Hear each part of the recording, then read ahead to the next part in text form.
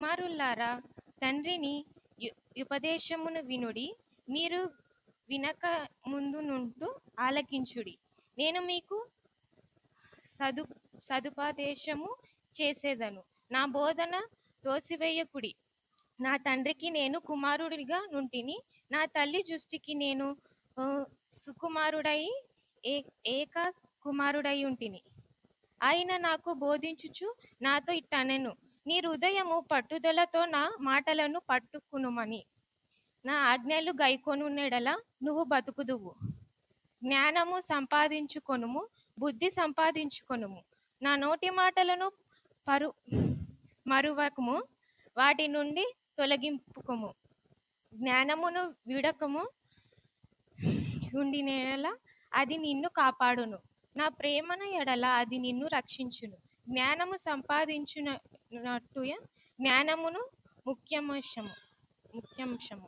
నీ సంపాదన అంతయు ఇచ్చి బుద్ధి సంపాదించుకొనుము. ఇది గొప్ప చేసిన ఎడల అది నిన్ను హెచ్చించును. దాని కలిగించిన ఎడల అది నీకు ఘనత తెచ్చును. ఇది నీ తలకు అందమైన మల్లిక కట్టును, ప్రకారమైన కిరీటము నీకు దయచేయును. నా కుమారుడా, నువ్వు ఆలకించి నా మాటలు అంగీకరించున ఎడల నువ్వు దీర్ఘాయుష్మంతుడు అవుదువు. జ్ఞాన మార్గమును నేను నీకు బోధించునను, యథార్థమైనను నిన్ను నడిపించునను. నువ్వు నడిచినప్పుడు నీ అడుగు ఇరుకున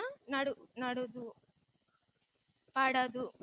నువ్వు పరిగెత్తినప్పుడు నీ పాదములు తొట్లనదు. ఉపదేశము విడిచిపెట్టక దాన్ని గట్టిగా పట్టుకొనుము. ఇది నీకు జీవము గనుక దీని పొందియుందువు. భక్తిహీనులను తోవను చేరకుము, దుష్టుల మార్గములను నడవకము. దాని యందు ప్రవేశింపక తప్పించుకుని తిరుగుము. దాని నుండి తొలగి సాగింపుము. అటి వారు కీడు చేయుదని నిందింపురు. ఇటువారిని పడుదోనింది వారికి నిద్ర రాదు. కీడు చేత దొరికినందునని వారు బోధించుతురు.